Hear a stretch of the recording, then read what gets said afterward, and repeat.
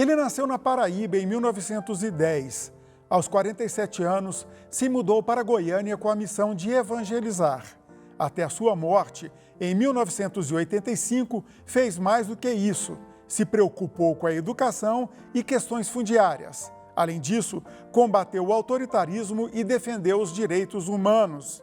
A pessoa tema da nossa entrevista é Dom Fernando Gomes dos Santos, o primeiro arcebispo de Goiânia. E para falar sobre a obra de Dom Fernando, convidamos a professora de História e membro do Instituto de Pesquisas e Estudos Históricos do Brasil Central, órgão da PUC Goiás, Regina Célia da Silva, uma estudiosa sobre a vida de Dom Fernando.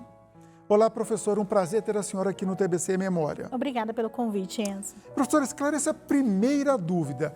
Dom Fernando foi o primeiro arcebispo de Goiânia ou ele sucedeu Dom Emanuel?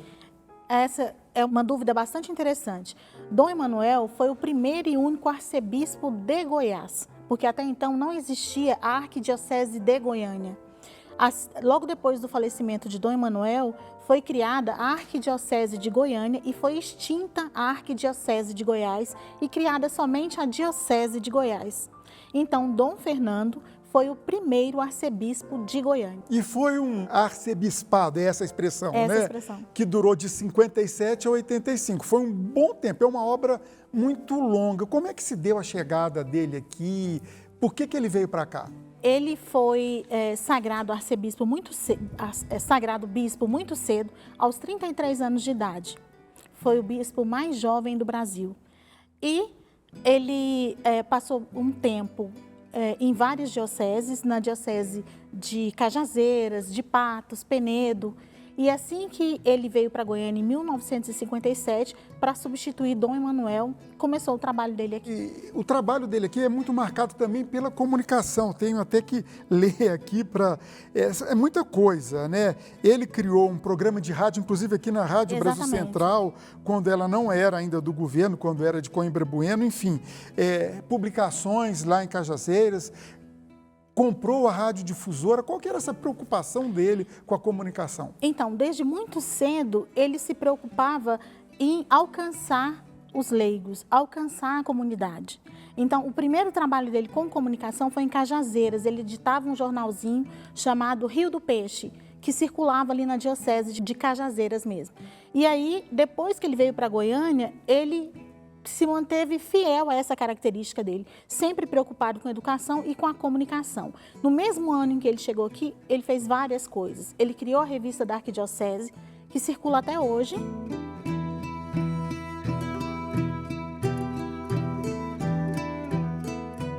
Ele comprou a radiodifusora e esse programa que você falou, da Diocese, que era aqui, tem uma história bastante interessante, que ele durou muito pouco. A Arquidiocese Informa. A Arquidiocese Informa, isso mesmo. Tem uma história bastante interessante, durou muito pouco esse programa. Era um programa pago, funcionava num horário pago, só que durante um dos programas ele falou algo que desagradou a família Coimbra Bueno. Então o programa foi tirado do ar. Só para localizar para o telespectador, a família Coimbra Bueno, do ex-governador, era proprietária da Rádio Brasil Central AM, antes do governo do Estado comprar. Tá, vamos dar um salto. Ele foi um dos fundadores da CNBB, a Conferência Nacional de Bispos do Brasil. Como é que foi isso?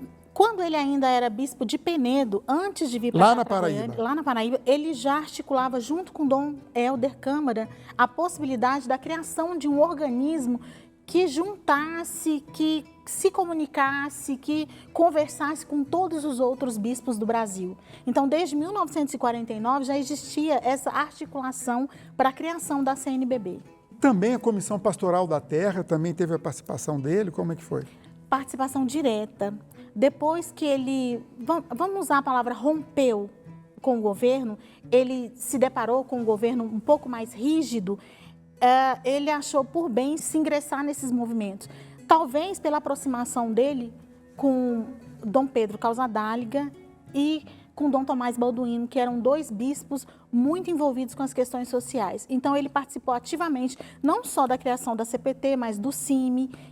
O CIMI é? a Comissão Indigenista Missionária. Perfeito, é o braço que cuida de questões indígenas. Isso. Tá, professora, a senhora falou dele, do rompimento dele com a ditadura. 64 veio o golpe de Estado, ele era bispo há pouco tempo. Como é que foi que ele conviveu? Porque, vamos colocar também a Igreja Católica, em 64, boa parte dela apoiou o golpe de Estado. Isso, existia, por boa parte da Igreja, talvez a esperança de um diálogo amigável entre o regime que se instaurou depois do golpe. Talvez um pensamento um pouco inocente, mas a impressão que se tem, de vários pesquisadores também, é que existia, que talvez a Igreja pensasse que pudesse existir essa comunicação, esse diálogo entre a Igreja e o regime. E durante algum tempo, Dom Fernando acreditou nisso. Mas depois de alguns acontecimentos, depois de bater de frente com o regime, ele viu que não era possível. E quando é que surgiu esse rompimento? Foi em decorrência de uns conflitos que ocorreram na porta da Catedral em 68? Como é que foi isso? A gente pode dizer que começou nesse período. Mas alguns anos depois, a gente pode perceber, lendo os documentos e os livros, que esse rompimento aconteceu de forma mais brusca. Mas a gente pode dizer que o início desse rompimento foi em 68, com dois acontecimentos muito marcantes que aconteceram aqui em Goiânia em relação à igreja. Conta esses acontecimentos. O primeiro foi no dia 1º de abril de 1968. Estudantes goianos resolveram fazer uma passeata para protestar contra a morte do estudante que tinha sido assassinado no Rio de Janeiro, acho que no dia 28 de março. O Edson Luiz. O Edson Luiz, exatamente. E organizaram, então, essa passeata para o dia 1º de abril, aqui em Goiânia. A passeata aconteceu, a polícia cercou os estudantes de uma maneira um pouco mais ostensiva. Os estudantes ficaram com medo, correram atrás de Dom Fernando, se esconderam na casa dele, na igreja. Então, Dom Fernando resolveu intervir, depois de conversar muito com o secretário de segurança da época, ele se comprometeu a mandar os estudantes para casa e o secretário de segurança a recolher as tropas. E nesse mesmo dia 1º, a PM marchou contra a Faculdade de Direito da UFG. Que ficava lá perto da Catedral. Que ficava lá perto da Catedral. Dom Fernando ficou sabendo desse fato, se apressou para o lugar, também para tentar uma negociação, algum tipo de conversa, e conseguiu apaziguar os ânimos mais uma vez. Durante essa passeata do dia 1º, o que marcou mais foi o assassinato de um lavador de carros, próximo à Catedral, que foi confundido com um dos líderes do movimento estudantil. E já no dia 2... outro acontecimento bastante marcante. No dia seguinte, os estudantes organizaram uma nova passeata, dessa vez para protestar contra a morte do lavador de carros. A passeata aconteceu e, novamente, a polícia endureceu para cima dos estudantes. Cercou os estudantes e os estudantes correram para dentro da catedral. Alguns foram também para a casa de Dom Fernando. Só que no meio dessa confusão toda, um policial à paisana entrou na catedral e baleou 2 estudantes. Peraí, deixa bem claro, um policial entrou dentro da catedral e atirou. Os estudantes foram feridos dentro da igreja, 2 estudantes.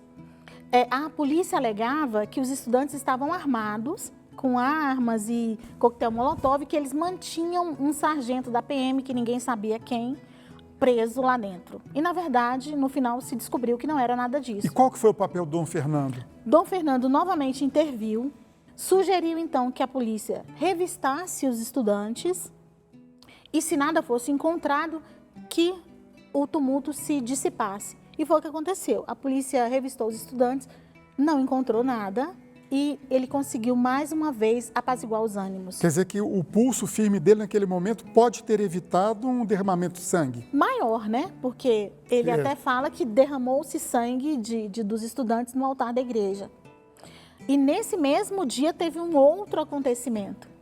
Tinha uma missa marcada para as 4h da tarde pela alma do rapaz que tinha sido assassinado, o lavador de carros. E mais ou menos 1h da tarde, a polícia cercou a praça da Catedral e cercou a residência de Dom Fernando. Dom Fernando, mais uma vez, saiu para conversar e, depois de muita conversa, conseguiu-se que a missa fosse realizada. Nesse dia, quem celebrou a missa foi Dom Antônio Ribeiro, que nessa época era o bispo E auxiliar. que sucedeu Dom Fernando. Sucedeu Dom Fernando. Agora, fala-se muito, né, que a igreja defende a reforma agrária, mas tem terras e não doa. E o Dom Fernando teve uma experiência nesse sentido de reforma agrária? Como é que foi? Teve. Foi um projeto idealizado por Dom Helder. Dom Helder Câmara. Ele queria que se utilizasse as terras que a igreja tivesse para essa experiência de reforma agrária. Então, isso aconteceu aqui em Goiás. Dom Fernando pegou a fazenda Nossa Senhora da Conceição e implantou esse regime de reforma agrária que, nesse período, era apoiado pelo governo federal. Isso na década de 1960? Isso, no início, né? Porque aí logo depois do golpe militar... foi antes do golpe. Foi antes do golpe militar. No período democrático, No período né? democrático. Depois do golpe, da implantação do regime militar, esse e outros projetos que existiam sofreram um baque muito grande e foram praticamente desativados. Professor, o Dom Fernando foi, durante o período dele, que foi criada a UCG, hoje PUC Goiás, e a Sociedade Goiana de Cultura. Ele teve participação também? Teve participação. Esse projeto da Arquidiocese de Goiás e depois da Arquidiocese de Goiânia, voltado para a educação, começou com Dom Emanuel. Ele deixou para Dom Fernando um leque de escolas religiosas e Dom Fernando resolveu dar continuidade a esse processo, dedicando boa parte da sua vida à educação. E dentro desse projeto de continuidade, né, desse olhar especial para a educação, deu-se a criação da Universidade Católica e logo em seguida da SGC, a Sociedade Goiana de Cultura, que é a mantenedora da PUC Goiás. E ela que, inclusive, é a universidade mais antiga do Centro-Oeste, né? Isso. A senhora trouxe 2 livros aqui, deixa eu puxar. Um escrito para o próprio Dom Fernando, Sem Violência e Sem Medo. E outro que parece-me que a Sociedade Goiana de Cultura fez em homenagem a ele. Fala um pouquinho desses 2 livros para a gente encerrar. Bom, esse livro, Sem Violência, Sem Medo, foi escrito por Dom Fernando. É um compilado de homilias e textos que ele escreveu na época. Explica para o público não católico o que é homilia. Durante a celebração das celebrações religiosas das missas na Igreja Católica, tem um momento em que é feita as leituras da Bíblia e depois é dada a palavra ao celebrante e o celebrante, então, vai falar sobre as leituras que foram lidas, uma interpretação e, na grande maioria, jogar para a realidade do momento aquilo que foi lido durante a celebração. Isso que a gente conversou, essas questões políticas, eu estava folheando aqui, inclusive tem uma foto desse confronto de 68, também está aqui. Tudo isso ele narra nesse livro. Isso, exatamente. Esse livro foi lançado quando ele fez o seu jubileu sacerdotal, quando ele fez 50 anos de sacerdócio. Foi uma data muito marcante. Primeiro porque foi um período em que foi a reabertura do processo de redemocratização do Brasil nesse período. Eu estou vendo aqui em 1982, né? Isso, ele lançou esse livro nessa época e nesse período também pôde-se notar um afastamento da elite política em relação a Dom Fernando por conta das novas atitudes dele em relação à situação política e social do país. E esse aqui, Dom Fernando, Sem Violência e Sem Medo? Essa é uma pequena biografia, que também leva o mesmo nome do livro que ele escreveu, que a SGC fez em homenagem a ele. Tem aí datas importantes, realizações dele enquanto padre, enquanto bispo, enquanto arcebispo. 30 segundos, para quem assistiu a entrevista e ficou interessado em pesquisar não só sobre Dom Fernando, mas outros fatos da nossa sociedade, pode ir lá no Instituto e pesquisar? Pode. O IPHBC é aberto a toda a comunidade, não só a comunidade acadêmica, mas a toda a comunidade. Nós temos material lá da história do Brasil Central, ou seja, de Goiás. A gente fala Brasil Central porque a capitania de Goiás era muito maior do que o estado de Goiás. Então a gente tem documentação lá do século XVIII, XIX e XX. E onde fica?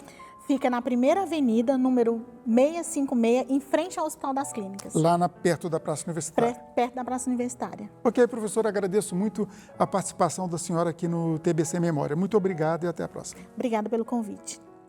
TBC Memória, ajudando a preservar a história de Goiás.